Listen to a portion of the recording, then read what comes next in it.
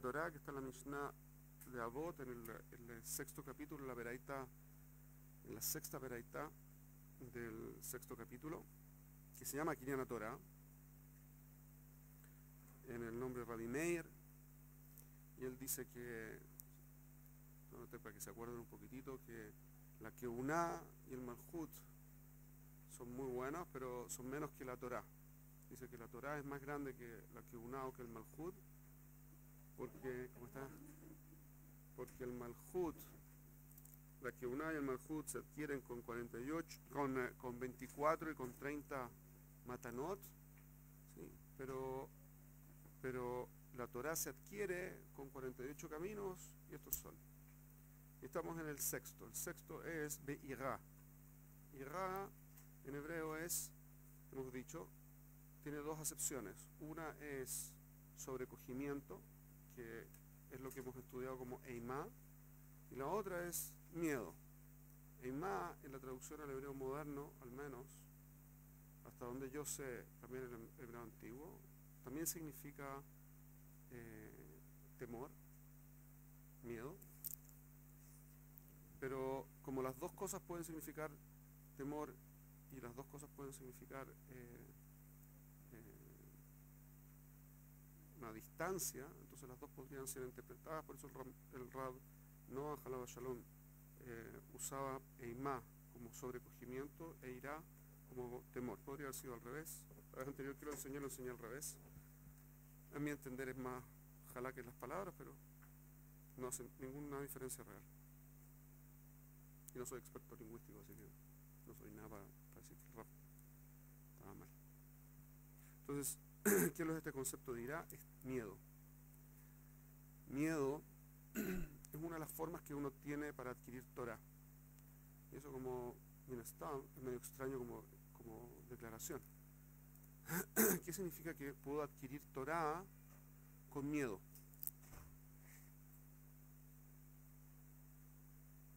Entonces vamos a tener que hacer varias definiciones. Primero vamos a tener que definir qué es lo que significa miedo, qué es lo que es el miedo, ¿ok? Vamos a tener que dividir el miedo en dos tipos de miedos distintos para poder entender de qué se trata. Vamos a tener que separarlo del placer y ver qué es lo que significa. Vamos a ver cuáles son las ventajas de tener miedo cuando el miedo es positivo y cuáles son las desventajas de tener miedo cuando el miedo es negativo. Y vamos a ver cómo eso se aplica a nuestra vida. Ese es como el cuento. Entonces, primero, el Rab comenzaba siempre preguntando cuál es la percepción que uno tiene. Como nadie quiere, Behemet, tener miedo. ¿Majón? ¿Quién de aquí levanten la mano? ¿Quién quiere tener miedo? ¿Nadie quiere tener miedo? Ok. Entonces, ¿por qué la Torá nos va a permitir? Ahora, ¿cuál es? Voy a partir un poquito distinto. Bueno, ¿qué es lo que es el miedo? ¿Qué me puede definir cuál es el concepto de miedo? Un segundo. ¿Ah? Temor a lo incierto. Cuando está por más, un segundo. Temor a lo incierto es temor. ¿Cuál es la diferencia entre el temor y el miedo?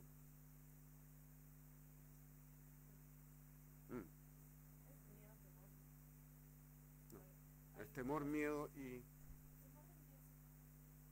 No.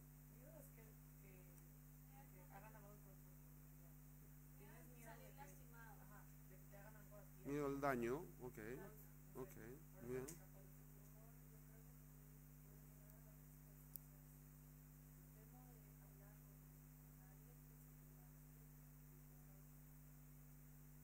Eso es la connotación de sobrecogimiento.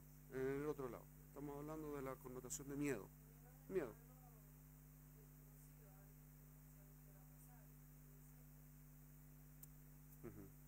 Ok. En el fondo, ¿y por qué se refleja en un miedo? ¿Y por qué es la diferencia entre el miedo y el temor? ¿Cuál es la diferencia entre el miedo y el temor? Temor es con amor. Eso es pánico. El pánico es el bloqueo. Los ataques de pánico se tratan justamente de eso, ¿sí? Que la persona pierde la capacidad de actuar producto del... ¿ok? Temor es con respeto. No, no estamos hablando de la connotación de sobrecogimiento, estamos hablando de la connotación de miedo. ¿Ok? ¿Cuál es la diferencia entre temor y miedo?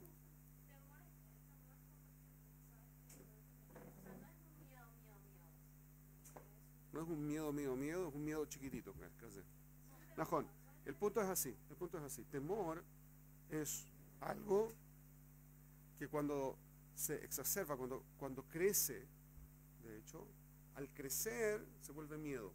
Cuando el miedo crece se vuelve pánico, o se vuelve terror primero. Después del terror se vuelve pánico. ¿Okay?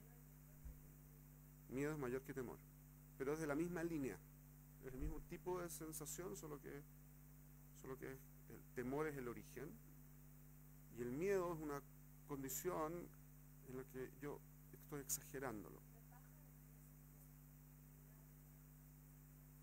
De nuevo, estamos en la connotación de miedo, no en la connotación de sobrecogimiento. El temor reverente al que uno se refiere es el sobrecogimiento. Cuando uno está hablando de ira, no estamos hablando de ira desde el punto de vista de temor reverente o sobrecogimiento, estamos hablando del punto de miedo. Miedo. ¿Okay? Ese es el punto. Paja.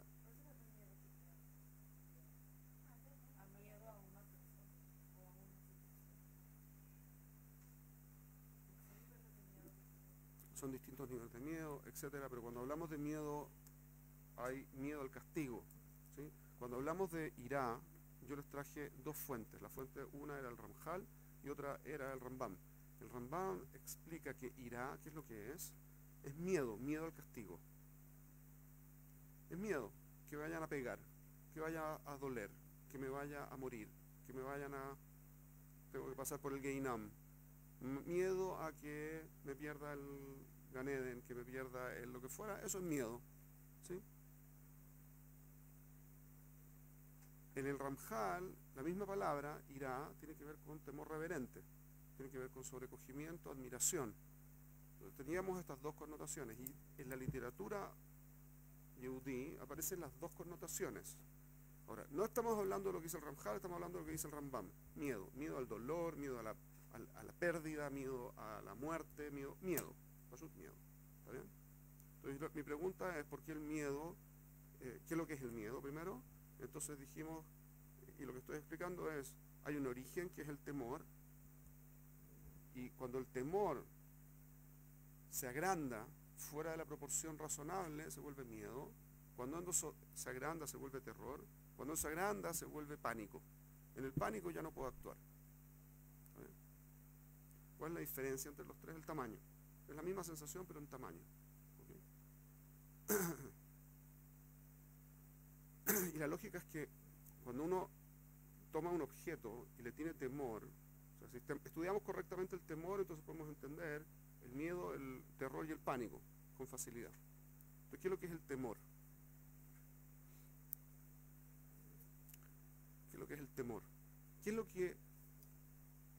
lo que uno siente con el temor? Miedo a que le falte algo, vergüenza. ¿Vergüenza de qué? De fallar. ¿Okay?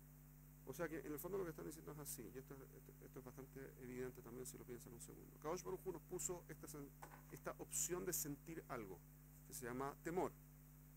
¿Para qué? Para que sea una señal de qué? De que no estamos haciendo lo necesario para enfrentar algo que se viene encima. Tienen una prueba, le pueden tener temor a la prueba. ¿Cuándo uno le tiene temor a la prueba? Cuando no está preparado para la prueba. Si uno está preparado y se siente confiado que le va a ir bien en la prueba, no tiene temor a la prueba, ¿correcto? Cuando uno cree que lo que está haciendo está bien y uno es apto para hacer lo que está haciendo, no tiene temor. Cuando tiene temor es cuando uno no está preparado y por lo tanto no es apto para hacer lo que está haciendo. Ahí viene el temor. ¿Para qué Akadosh Baruj Hu nos hizo eso? Para que nos demos cuenta y entonces nos preparemos. De Pashut, bastante simple, ¿no? Entonces Akadosh Baruj Hu nos dio un mecanismo automático que se dispara en nosotros, se gatilla en forma instintiva. Cuando percibimos que estamos haciendo algo para lo que no estamos preparados, nos viene temor. ¿Qué pasa si no actúo? Y el peligro, en cualquier sentido de peligro que sea, se va acercando. ¿Qué pasa? Se convierte en miedo. Y si ahora se viene inminente, no es que se viene, ahora es inminente, ¿qué va a pasar a continuación? Se vuelve en terror. Y cuando estoy presente en la situación y ya no me preparé, pánico, no puedo hacer nada. Es el mismo cuento en distintas situaciones, en el fondo es lo mismo. Ulay, gritar, pedir ayuda, no tengo idea, pero algo.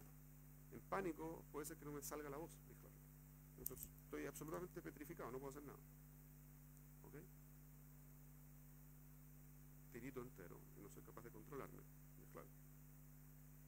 Entonces, fíjense lo curioso, cuando uno tiene miedo, tiene terror, el objeto se volvió más grande de lo que en realidad era originalmente. No estoy preparado para la prueba, eso me genera temor. Pero si no estoy preparado y si la prueba se me viene encima, ya no es que no estoy preparado, me va a ir terrible. No solo que me va a ir terrible, voy a reprobar el ramo. No solo me va a reprobar el ramo, me van a echar de la universidad, del colegio, donde sea que esté. No solo eso, voy a hacer un fracaso, toda mi vida va a estar destruida. La gente me va a mirar en la calle, va a saber que yo fallé en la prueba y al final no voy a poder hacer nada y todo el mundo se va a reír de mí. Un desastre. Eso es terror. Estoy frente a la prueba, estoy en blanco. Listo, pánico. ¿Entendió el problema? Yo voy proyectando cosas, mi imaginación, en función de que el temor existe, mi imaginación empieza a proyectar los peores casos factibles como una consecuencia natural para incentivarme a que yo enfrente el temor. Si no lo enfrento, entonces viene terror. Si no lo enfrento, pánico. El mismo concepto. ¿Se entendió hasta aquí? Ese es el miedo. ¿Por qué una persona querría no tener miedo? ¿Por qué ustedes dirían, no tengo ganas de sentir temor? Para ser feliz. Stay tuned. En un segundo vamos a tratar de explicar exactamente qué significa lo que acaba usted de decir. Pero un segundo. ¿Por qué una persona no quiere sentir miedo? Nadie quiere sentir miedo. Porque uno está tranquilo. Es decir, cuando uno tiene miedo, está incómodo. Tener miedo produce incomodidad. ¿Qué otra cosa produce? ¿Qué sensación adicional? Rabia, ¿por qué? Inseguridad, pero ese es el temor en sí. ¿Por qué? ¿Qué connotación tiene el miedo en esas condiciones? Me da rabia tener miedo. ¿Por qué me da rabia tener miedo? Porque me siento inadecuado, no estoy preparado. ¿Ok? ¿Qué más?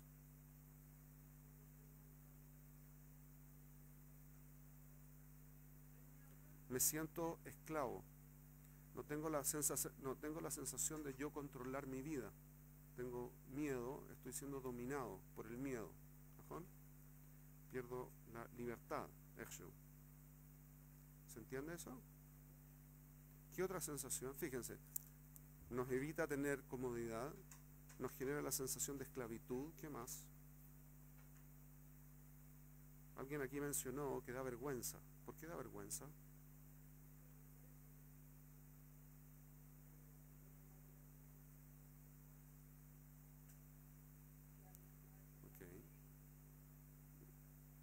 Eso tiene que ver con ser inadecuado, con lo anterior. Puede ser.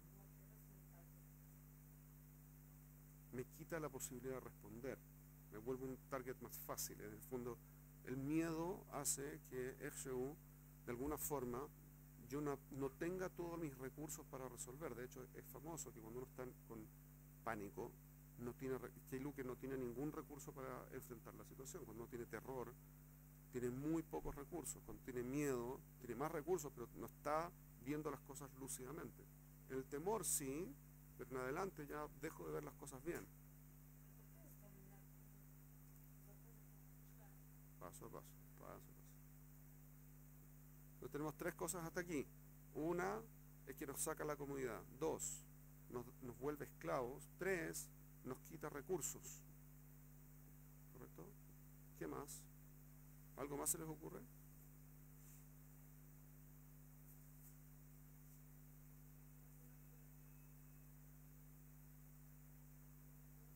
Nos hace sufrir, porque esa imaginación nos produce, eso es lo mismo que la incomodidad. El sufrimiento está relacionado con la incomodidad. Mejor. Más dolorosa y más incómoda y más terrible. Mejor. Vamos a tomar,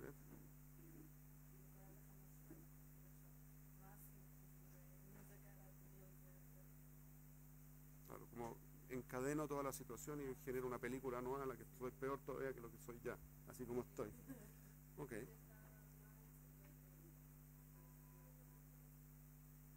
Ujú. Ok. Ahora, fíjense en lo curioso. Cuando uno persigue, ¿qué es lo que está persiguiendo? Si uno no quiere tener miedo, implica que ¿qué? Que si uno no tiene miedo, está cómodo.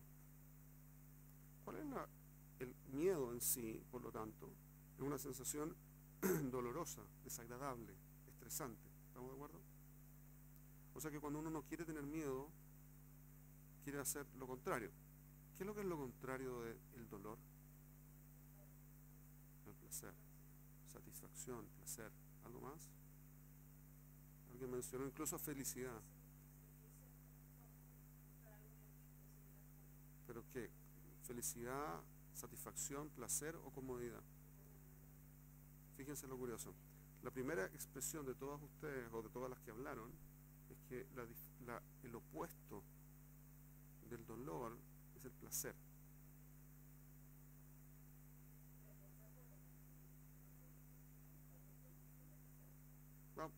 Un segundo, vamos a ver un segundo el tema. Stay tuned. ¿Ok? Hay un problema con eso. El opuesto real del dolor no es el placer, es la comodidad. Cuando yo defino, fíjense lo curioso, cuando yo defino que el opuesto del placer, que es la comodidad, es la, como ustedes llamaron, felicidad, o como ustedes llamaron el placer, o como ustedes llamaron la satisfacción, entonces, como somos buscadores de placer, todo ser vivo busca el placer, entonces en el fondo estoy buscando la comodidad como un objetivo. Y eso me quita toda opción de defenderme. Eso es lo que Rav Noach llamaba la decadencia del mundo occidental. Cuando el objetivo no es vivir bien, es estar cómodo. Fíjense lo terrible. Si yo estoy cómodo, si mi objetivo es estar cómodo, para eso tengo que defender mi mundo. Para defender mi mundo me tengo que poner en incomodidad. ¿Sí? Si lo que yo quiero hacer es defender mi forma de vivir, por ejemplo, entonces tengo que defenderla. ¿Cómo defiendo? Viene alguien y quiere atacarme en mi casa y yo quiero estar cómodo, pero esta persona me quiere matar. Si yo me quiero defender, tengo que ponerme en una situación de incomodidad, pero no quiero la incomodidad porque mi objetivo es la comodidad. ¿Qué es más cómodo? ¿Estar muerto o enfrentar un peligro? Estar muerto es mucho más cómodo, no tengo que hacer nada. Pero si lo tengo que enfrentar es por miedo, porque tengo miedo que me maten, pero por eso voy a enfrentarlo. Pero en el fondo el problema fundamental es que si la persona entra y yo puedo resolver mi situación sin tener que enfrentarlo, estando cómodo, entonces estoy mejor. ¿Entienden el problema? No me puedo defender. Si lo que yo estoy buscando es la comodidad, la defensa propia resulta en contra de mi objetivo. Eso es lo que le pasa al mundo occidental respecto del mundo árabe. El mundo, no solamente el mundo árabe, musulmán, extremista, lo que fuera, sino contra los mundos que son absolutistas en general. Porque cuando uno lo que quiere es estar en paz, cuando uno quiere estar cómodo y viene alguien que quiere que yo haga una cosa que no me resulta cómoda, yo no me puedo defender, porque si me defiendo no estoy cómodo. Así que perdí por cualquiera de los dos lados. Sí, porque me defiendo, no estoy cómodo. Y si no me defiendo, porque me van a hacer algo que no me va a hacer cómodo, no tengo cómo ganar. Entonces no tengo fuerza para defenderme. Por eso el mundo occidental está siendo completamente invadido por doctrinas que son absolutistas. ¿Sí?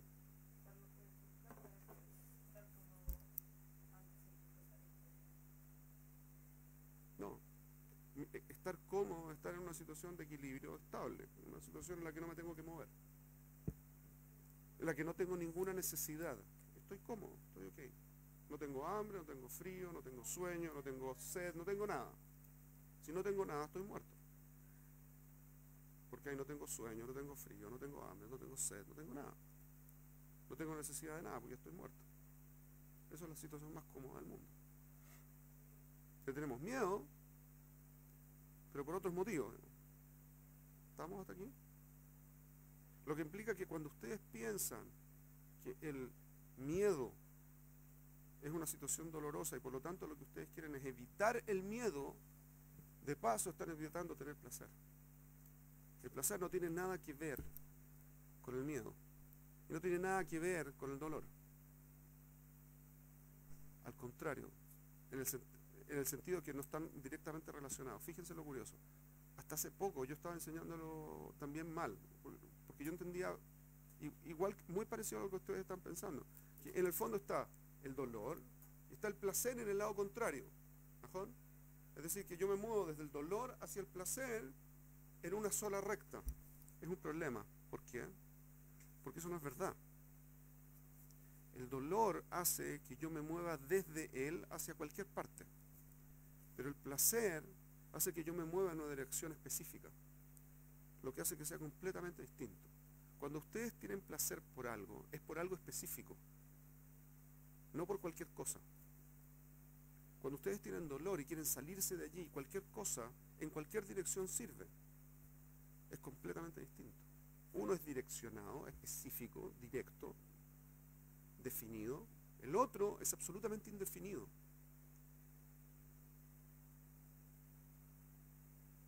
Y cuando uno se quiere salir de un dolor, ¿sí? Entonces al salirse del dolor, está ok, ya cumplió con su matará. Por eso mucha gente vuelve a tener el mismo dolor, una y otra vez. Por ejemplo, se meten en una relación de pareja dañina. Entonces empiezan a sufrir. Entonces salen de la relación. ¿Y entonces qué hacen? Buscan otra relación, igual de dañina, porque al final el problema no es la relación, es la persona. Entonces, ¿qué? Una y otra vez salen de una y caen de vuelta. O peor todavía, salen de la relación y vuelven a la relación. Salen de la relación y vuelven a la relación. O peor todavía, salen de la relación Bekeilu y vuelven a estar, y se vuelven a meter en la relación. Por ejemplo, alguien está viviendo una situación de violencia intrafamiliar, ¿sí? Al interior de la familia. La mujer le pega al hombre, el hombre le pega a la mujer, no llegue. Las dos cosas existen. Resulta que lo sufren. Entonces viene la pareja y le dice, perdón, nunca más. ¿Y qué hace la mayor parte de la gente? Les cree. ¿Por qué les cree? Porque se pasó el dolor. El dolor no es el golpe, es la vejación. Cuando la pareja les dice que lo siente mucho y que nunca lo haría y que se arrepiente tanto, es que Ilu que resolvió el problema, porque ahora sí la valora. Entonces ya no hay un problema, se puede seguir. El problema es que el dolor no se resolvió, solamente se resolvió parcialmente. El problema sigue estando, el daño va a seguir. Una y otra vez. ¿Entienden el problema? O sea que el problema del miedo o del dolor es que se perpetúa, se mantiene siempre, a menos que yo busque placer. Hay otro problema más. Cuando yo quiero adquirir un placer, implica que me tengo que mover hacia él, lo que por definición implica incomodidad. Yo estoy cómodo, acostado en la cama, y quiero tener el placer de tomarme una Coca-Cola. Bueno, aquí, ¿qué tengo que hacer? Tengo que pararme, porque si no, no puedo tomar la Coca-Cola. O sea que tengo que salir de esta situación de confort para moverme a otra situación en la que esté mejor. ¿Se entiende? Si yo no estoy dispuesto porque me quita comodidad, y eso es lo que yo estoy postulando hacer, que es estar cómodo, entonces prefiero no tener el placer para no tener la insatisfacción de no estar acostado en la cama.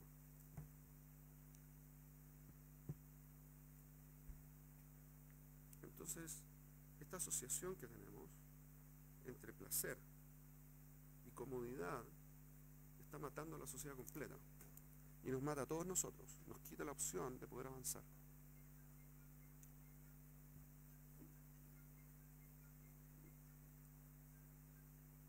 Por favor.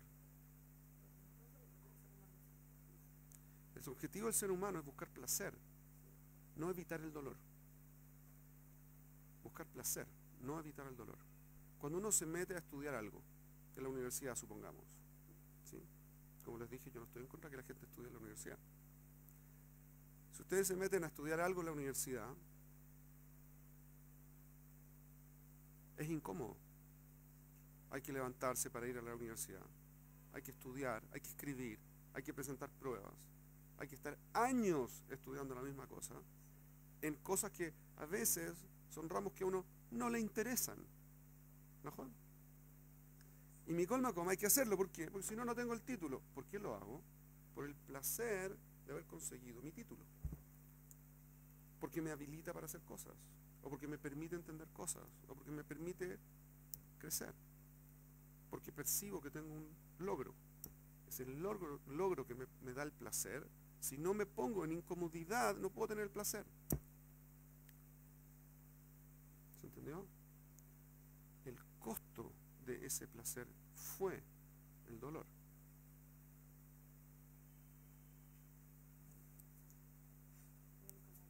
Es la incomodidad. Es el costo. Siempre hay un costo en incomodidad para alcanzar un placer. Siempre. Dolor en la sentencia. Mi cabana, cuando hablo de dolor, tiene que ver con una situación incómoda. ¿Okay? Es incomodidad en cualquiera de sus niveles. El mínimo es incomodidad de me tengo que parar para ir a buscar la Coca-Cola, ¿no? Suponiendo que eso fuera lo que estoy buscando. Pero podría ser un nivel mucho mayor. Tengo que hacer ejercicio porque si no, sí, voy a tener problemas de salud. Tengo que salir del equilibrio, ¿cierto? Tengo que moverme y hacer ejercicio porque si no voy a tener problemas de salud. El placer de poder continuar con mi vida está a costa de hacer ejercicio, que es incómodo. Si me vale la pena, lo hago. Si no me vale la pena, no lo hago. Hay mucha gente que no lo hace. Ajá. ¿Hasta aquí es claro? Stay tuned. Entonces, ¿se entendió esta lógica? Primero, el dolor, el opuesto al dolor es la comodidad, no es el placer. El opuesto al placer, ¿cuál es?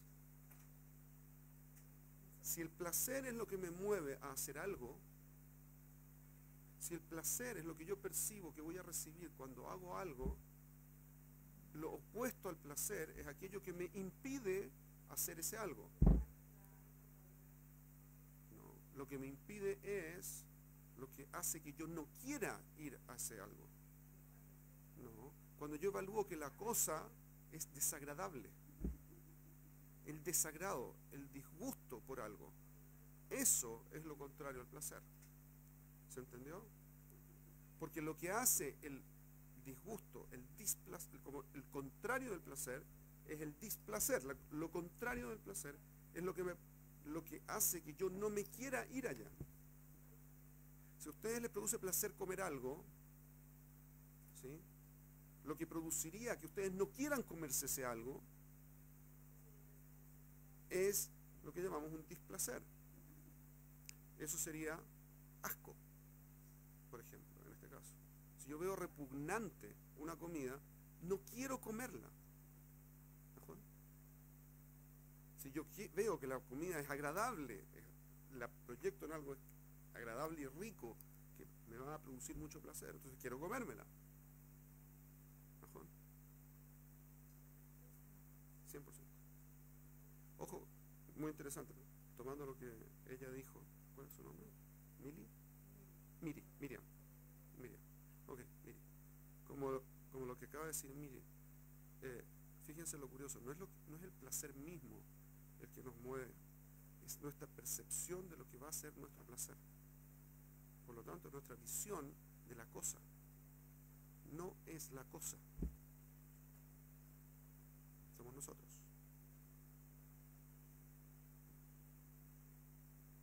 ¿Es eso claro?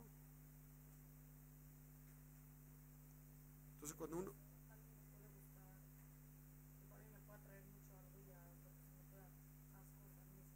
Correcto, porque tienen percepciones o le asocian connotaciones que son completamente distintas. Claro.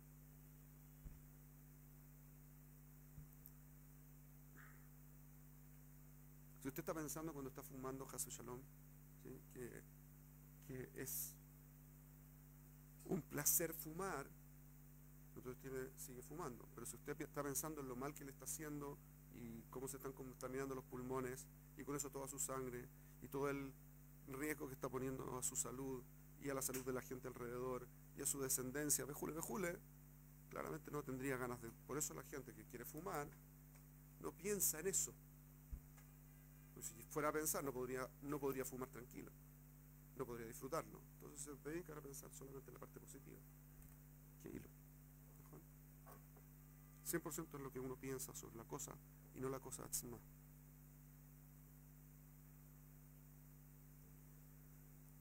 Entendiendo eso, entonces tenemos que dividir entre dos tipos de miedos distintos. Ahora vamos a poder entrar en la conversación. Existen dos tipos de miedo. El miedo que tiene que ver con que no estoy preparado.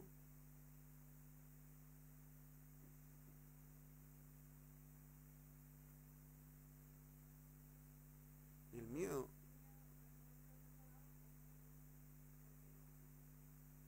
porque no estoy preparado, o miedo a que no estoy preparado, dependiendo de cómo yo lo vea. En el fondo, la persona puede proyectar que el problema es mucho más grande de lo que es. En ese caso, es miedo no a que no está preparado, sino porque se siente que no está preparado, aunque está preparado. Hay gente que proyecta, por ejemplo, hay mucha gente que se prepara y sabe un montón, pero se presenta la prueba que en otra situación estaría en condiciones de hacerla completa y sacarse un 100 o un 7 o lo que fuera, un 10 o lo que fuera que sea la nota en su país en cuestión, pero no son capaces de contestar nada, a pesar de que saben, porque Keilu saben que saben, pero no creen que saben. Entonces, en su percepción de que creen que no saben, no pueden contestar. ¿Se entienden? No tiene nada que ver con si saben o no, porque al final saben que saben. Un tema de creencia, de vuelta. Es un tema de lo que yo pienso, no lo que es. De mí y la prueba. Es confianza, tiene que ver con la confianza. Entonces podemos decir lo siguiente. Existen dos tipos de miedos. Están los miedos que tienen que ver con el resultado y otros tienen que ver con mi preparación para enfrentar el problema. No, el primero tiene que ver con el resultado, es decir, es un miedo, pero es un miedo sensato. Una persona que está en un combate, en una guerra, y tiene que hacer una acción que implica ponerse en peligro. Pero si no se pone en peligro ahí, él y todo su pelotón va a morir. ¿Tiene miedo? Sí, sí tiene miedo. Pero tiene una connotación distinta ese miedo, que el miedo de no quiero morir y no sé si voy a poder superarlo y no depende de mí. Uy, uy, uy. ¿No? Porque en el primer caso hace que esté despierto, fíjense en lo curioso, hace que esté despierto. Una persona que tiene que desactivar una bomba en un terreno público, ¿sí? Si no tiene miedo a la explosión, está loco. Obvio. Porque se puede morir en la explosión. Si es que lo hizo mal, puede reventarle y lo puede matar. O dejarlo lisiado, o dejarlo... Es razonable tener miedo. Ahora, pero es completamente distinto a que sea un miedo paralizante. No es un miedo que lo destruye, porque es capaz de hacerlo, porque sabe que está preparado. Lo que hace el miedo es que le inyecta adrenalina le genera más atención, le genera la capacidad de enfrentar más rápido la misma situación. Ahí está la gracia del miedo. El miedo, cuando es constructivo, me permite acceder a opciones que de otra forma no tendría. Más fuerza, más rapidez, más concentración, más energía. ¿Sí?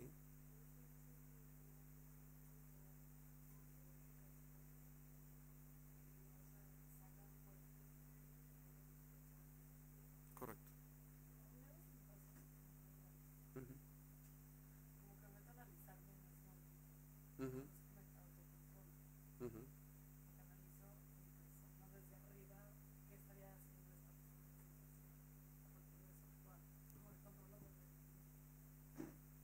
No, porque es un mecanismo, está bien. Es un mecanismo de defensa, pero está muy bueno, porque en el fondo, cuando uno se sale de la situación, de alguna forma puede enfrentarlo distinto. Es mucho mejor que si está dentro de la situación y cree que no puede superarla. Ajá. No, es parte, no necesariamente. Porque no es que lo hace porque está cómoda, lo hace porque no está cómoda. Lo que implica que necesariamente está en tensión. Hay un estudio muy interesante que hicieron, está en una charla TED, la pueden ver, de una psicóloga, doctor en Stanford University, yo creo que se llama McCalligan, es el apellido de la psicóloga, y que habló de una cosa muy curiosa, muy interesante, que es lo siguiente: existen dos tipos de tensión, de estrés. Ustedes han escuchado probablemente toda su vida que el estrés es malo, ¿correcto? Se descubrió que existen dos tipos de estrés.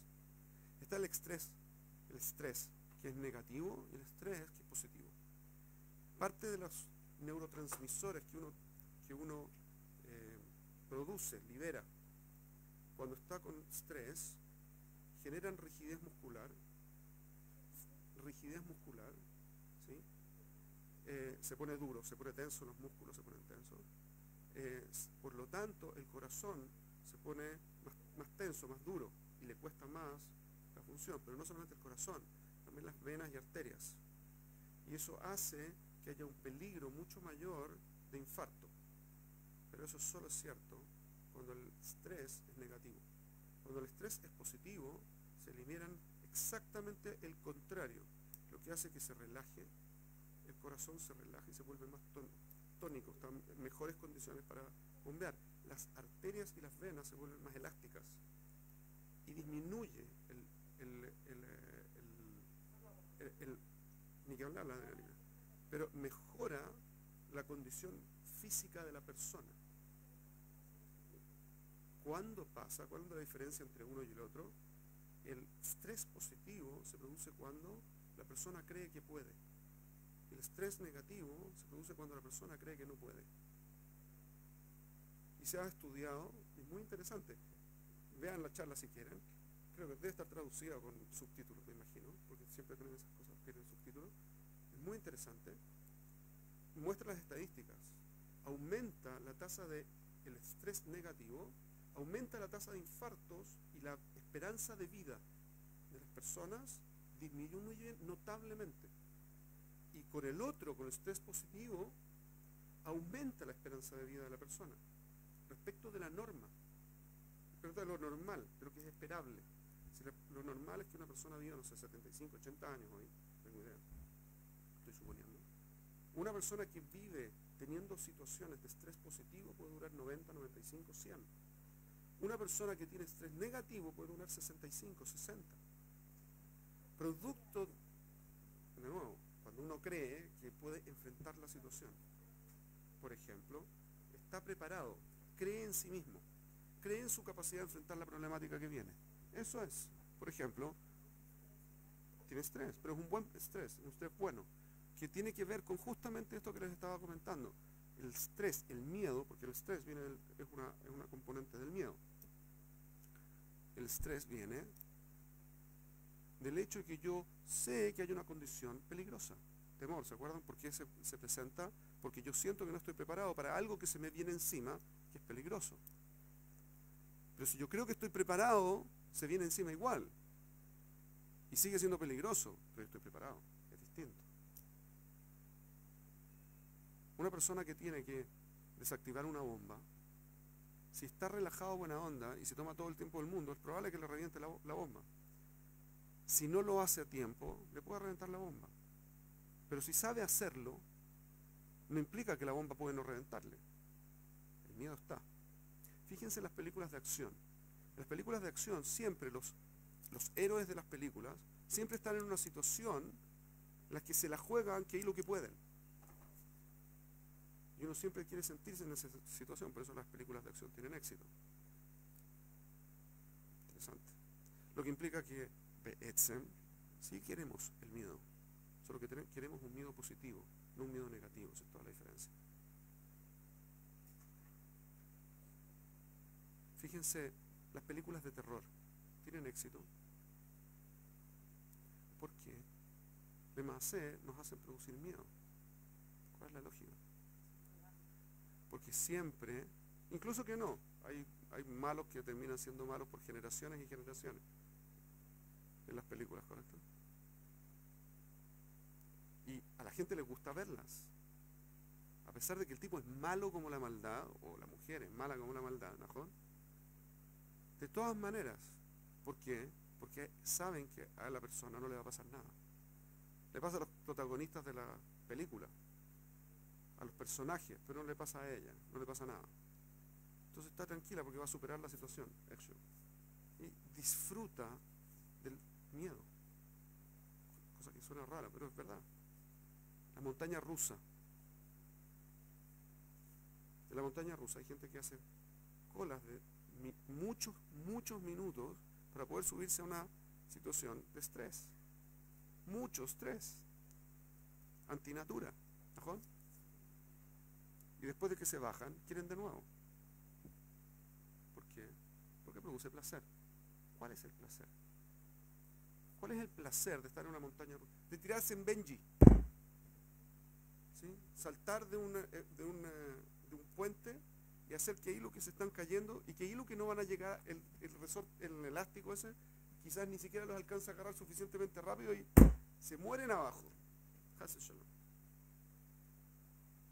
¿Por qué lo hacen entonces? ¿Cuál adrenalina de qué? Se están muriendo. Ese se están tirando para sentir que hilo que se van a morir. Eso es lo que quieren sentir. ¿Por qué? ¿Para qué?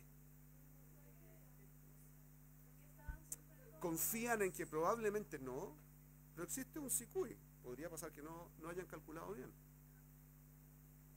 De hecho, el top de los tops en Benji es cuando uno se tira y el elástico alcanza suficiente para que uno llegue al agua y se moje. ¿Por qué? Porque que hilo que no alcanzó a atraparlo. Esa es la lógica. ¿Se entiende? Entonces, ¿por qué uno se tiraría? Y hay gente que lo hace, un montón de gente que lo hace. ¿Por qué lo hacen?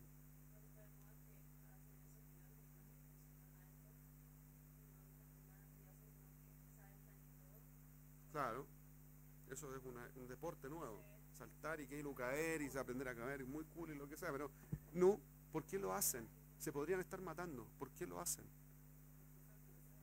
¿Qué placer es ese? ¿Cuál es el placer? No, justo la seguridad es lo que no hay. ¿De qué? No es cierto, pues no saben, porque quieren sentirse vivos. Fíjense, la sensación es, me salvé. Lo que implica que lo que están buscando es la sensación de estar vivos. Lo que están buscando es la sensación de disfrutar la vida. Qué lindo es vivir. Esto no funcionó, no me morí. Baruch Hashem. Así que ahora puedo disfrutar distinto la vida. Es medio loco desde mi punto de vista personal, pero ¿quién soy yo para decirle? Que están todos locos los que hacen eso, pero no, qué sé yo. Bueno, el fondo. Volviendo a lo práctico, nuestro concepto, ¿qué es lo que es esto? Implica que el miedo, chicas, Eso implica que el miedo es algo que yo sí persigo, cuando lo que me reporta es la sensación de estar vivo. El miedo me proyecta la sensación de estar vivo, y eso es espectacular para mí. ¿Se entiende?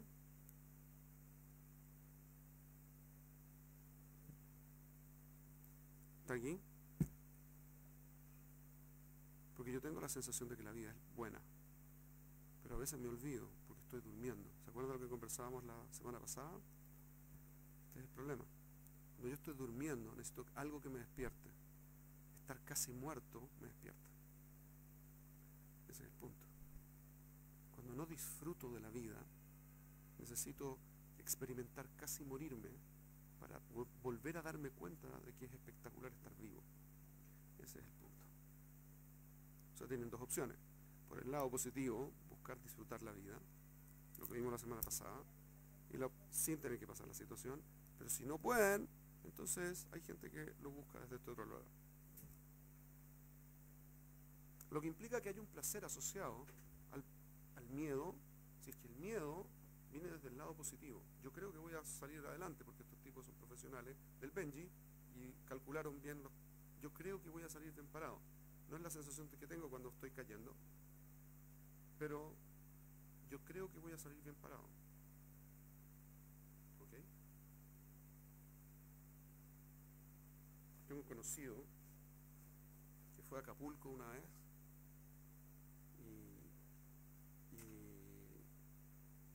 y tenía curiosidad por qué es lo que se siente saltar en Benji. En Benji, esto mismo. Había esta grúa gigantesca en la playa y se tenía que tirar. Y fue con un amigo y el amigo no se tiró, pero él tenía tanta curiosidad que se tiró. Me contó que después se fumó con una cajetilla completa de cigarrillos y prometió nunca más volver a saltar, por el miedo que le produjo. Su curiosidad era más que el miedo, pero la sensación era el miedo y la adrenalina que no podía pararla, el dolor de cabeza y todo el cuento que viene con la adrenalina.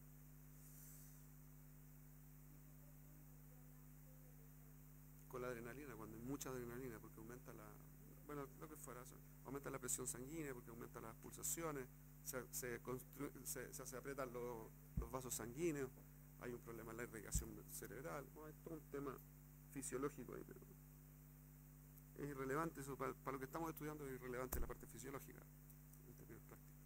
Entonces, ¿qué es lo que tenemos que ver? Que cuando, fíjense, en lo que hemos discutido, todos sus supuestos están todos negados. Ustedes dijeron lo siguiente: el motivo por el que uno no quiere tener miedo, ¿cuál es? Que uno tiene miedo porque quiere estar cómodo. Pero en realidad uno quiere estar cómodo, no, uno quiere tener placer. Entonces no es verdad que uno, y para poder tener placer uno sabe que necesita ponerse en una incomodidad, incluso en un dolor. Así que el supuesto de que yo no quiero tener miedo porque me saca de la comodidad no es un buen supuesto. En realidad yo sí quiero tener miedo porque me permite tener placer. Hay miedos que me permiten tener placer. Segundo, yo no quiero sentirlo. No es verdad. Hay gente que lo busca. Mucha gente lo busca. Tercero, que me hace sentir esclavo. Todavía no, esa parte no la he explicado todavía. Y la última es que me quita opciones. Y lo que hemos visto es que me genera más opciones. No es que me quita opciones, me da más atención. Lo que me quita la opción no es el miedo, es el pánico. El pánico que me paraliza, eso es lo que me quita opciones. Pero el miedo, no me quita opciones. Sí, el fobia tiene que ver con eso. Entonces, ¿qué? Nos queda un punto que es el tema de la libertad. Cuando nosotros empezamos, al principio, cuando nos conocimos recién, como a la segunda o tercera clase que tuvimos, yo les hablé de varios conceptos que están relacionados. Uno era la libertad, ¿se acuerdan? No sé si alguien se acuerda de lo que conversamos entonces, pero vimos qué es lo que era la libertad, qué es lo que es la responsabilidad y su relación con la libertad, la felicidad y su relación con la libertad y la responsabilidad, ¿sí? Y lo que dijimos fue básicamente que una persona para ser feliz tiene que alcanzar cosas que le sean difíciles. No puede ser feliz si lo que hace es cómodo. La felicidad depende de yo estar, por lo tanto, incómodo.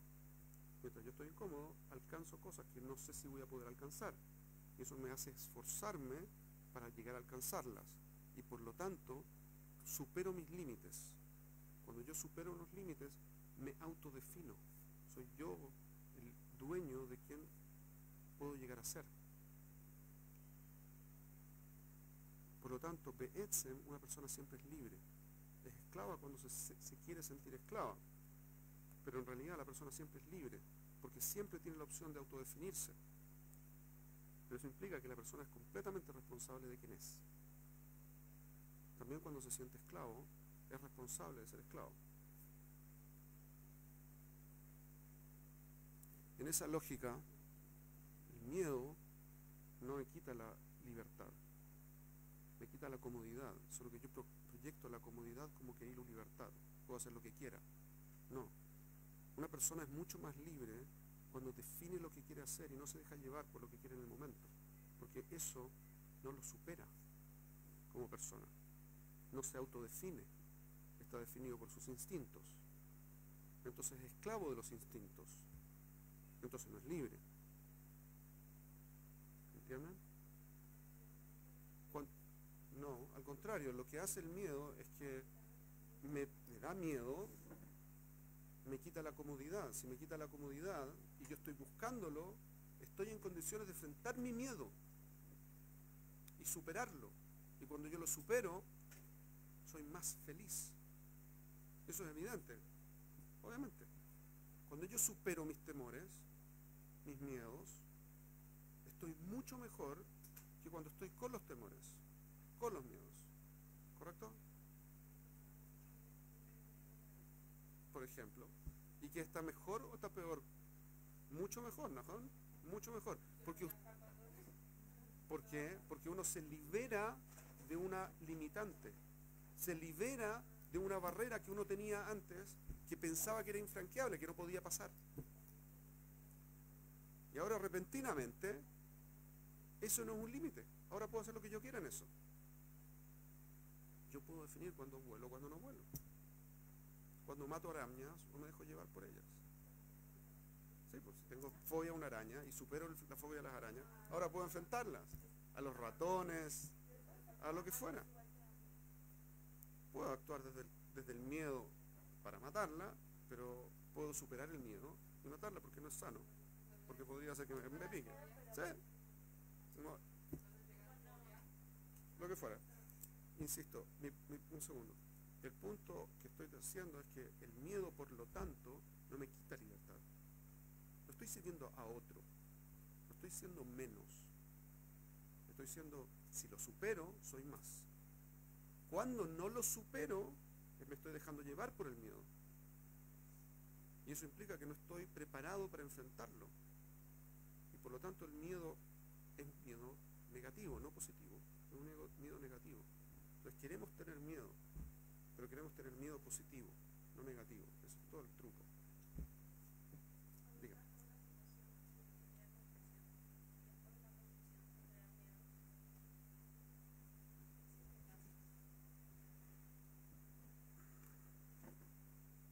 Si tiene confusión, implica que no tiene claridad.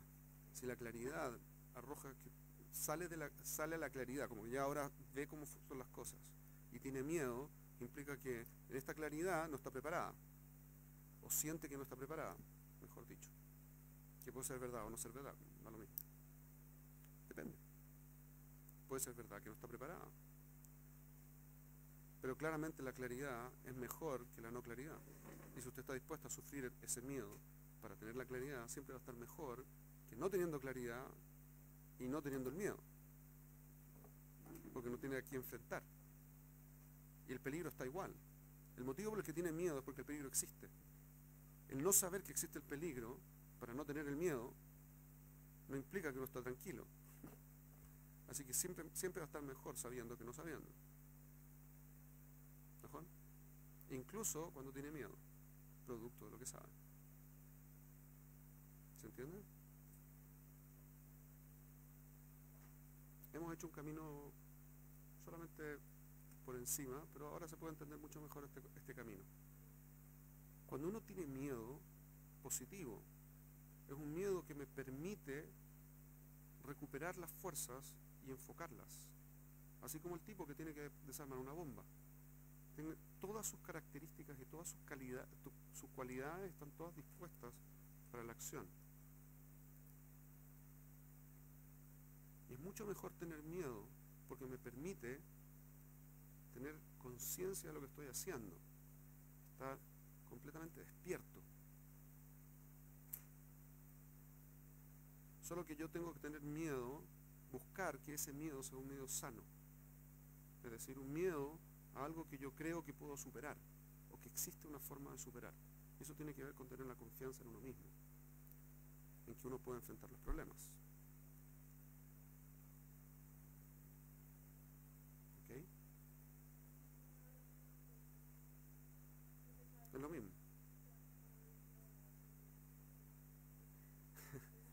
Eso es irata onesh, ver las consecuencias son el castigo en el fondo por haber hecho las cosas mal. Eso no hay nada que hacer, digamos, eso ya no es un miedo sano, porque no es que algo que yo me pueda preparar. Si yo no estudié, llegué a la prueba, tenía miedo, pero ahora no estudié, hice la prueba, me fue horrible, sé que me fue horrible, ahora probablemente van a echar de la universidad, vamos a suponer, caso Shalom. Como ya está, como que ya la embarré, ya hice el error, ya lo cometí. Y ahora de tener miedo es, a menos que genere un plan alternativo. ¿Saben qué? Yo sé, cometí el error, no estudié en todo el semestre, no hice absolutamente nada, nunca entregué las tareas, nunca hice las pruebas, nunca nada. Ahora voy a ir a demostrarle al profesor, doctor o lo que fuera, que yo sí puedo y sí estudié lo que fuera. Para eso, ¿qué es lo que tengo que hacer? Partir por estudiar todo. Ulay lo puedo convencer, si le doy una disertación magistral, Ulay lo puedo convencer de que cambie la situación del curso, porque Ulay, puede ser que no pueda hacer nada, pero si invento un plan alternativo, depende. Siempre y cuando la idea no sea comprarme a la persona que hace las pruebas, tampoco es la idea. Entonces, tenemos que buscar la forma de utilizar esto. Y para eso tenemos que poner conciencia, primero que nada, en el valor que tiene para nosotros la vida, lo que queremos, y el costo que tiene no usarla correctamente. Es decir, esta vida está hecha para que generemos una conexión con Hashem. Y cada acción que tomamos nos conecta o nos desconecta de Él. La consecuencia es que al final vamos a tener una conexión construida con Él, o no.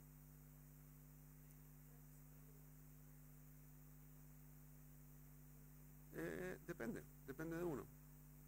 Usted puede hacer lo que quiera hacer. Si no quiere estar conectada, no va a estar conectada. Si quiere conectarse, se va a conectar. Depende de usted y lo que usted quiere. Hay un conflicto que es fundamental, y esto es quizás el punto nuclear. ¿Por qué Akadosh Baruj Hu hizo esto? ¿Por qué Akadosh Baruj Hu nos pone una sensación negativa como el miedo, que tiene connotación negativa a priori? Porque en el fondo este es el juego del libre albedrío.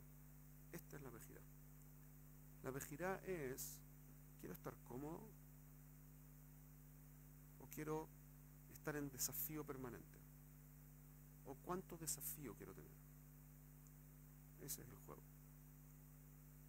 Siempre voy a poder explicarlo. Cuando tengo miedo, puedo decir, lo que pasa es que tengo miedo, no puedo superarlo.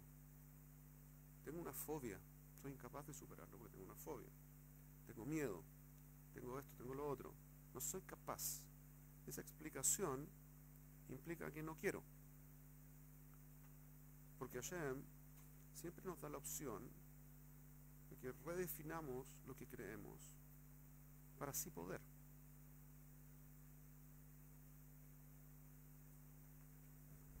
Pero depende de nosotros. Si queremos, podemos. Si no queremos, no podemos. Y ahí está el libre albedrío.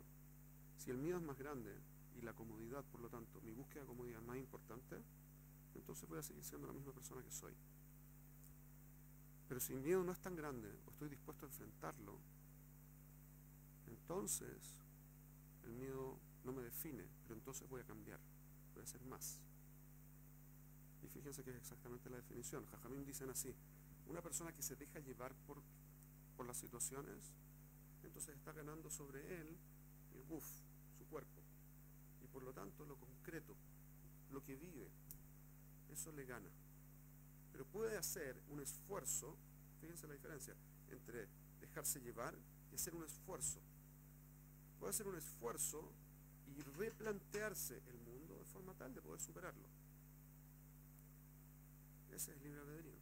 Si me dejo llevar por lo que parece, y por lo tanto por el miedo, o me estoy dispuesto a reenfrentar las cosas y cambiar mi perspectiva, y entonces superarme.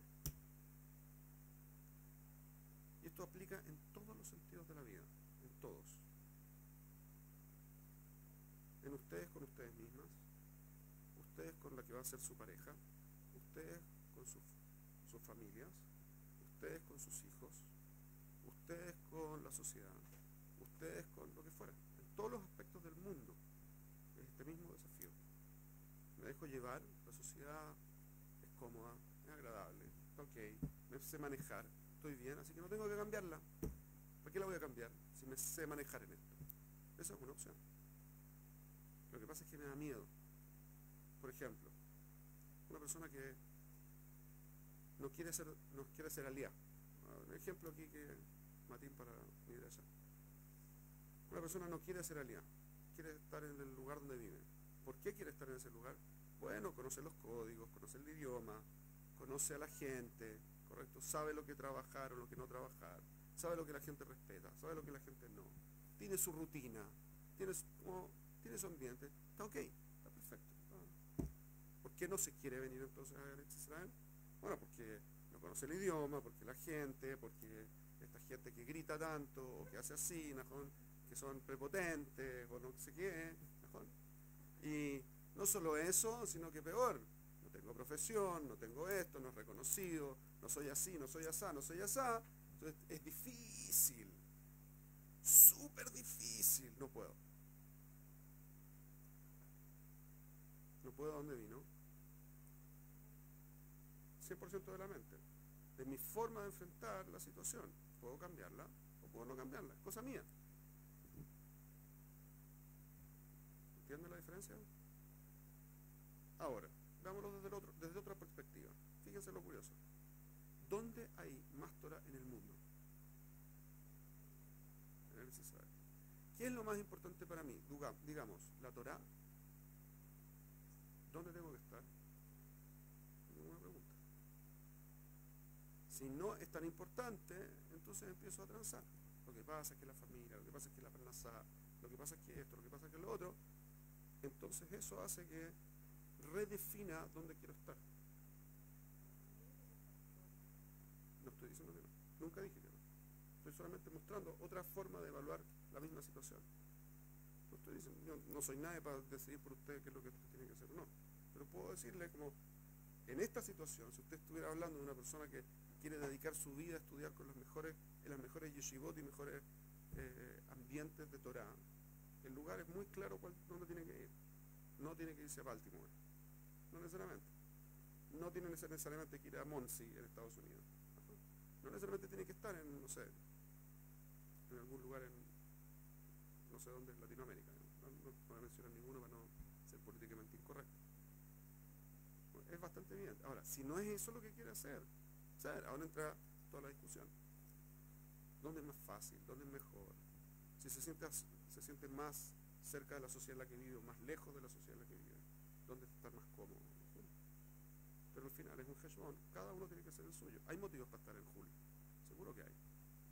Una persona que está haciendo kirub en Hutz, Laaretz, está haciendo exactamente lo que tiene que estar haciendo, ninguna duda. Hay 4 motivos por los que uno puede salir del Eretz